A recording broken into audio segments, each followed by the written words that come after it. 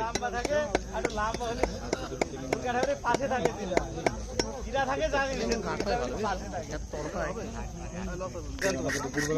আচ্ছা নে পুরা তো তারা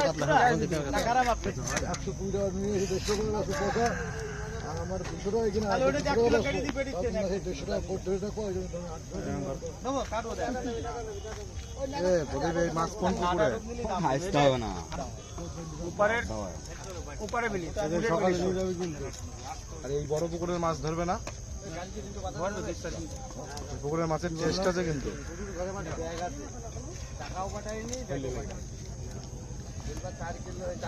ডিম ছিল না বললাম না যেই কয়টা পোস্ট দেবো সেই করবে সব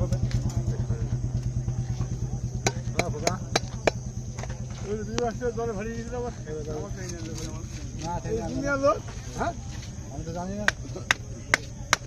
ওটা তোমার কাছে না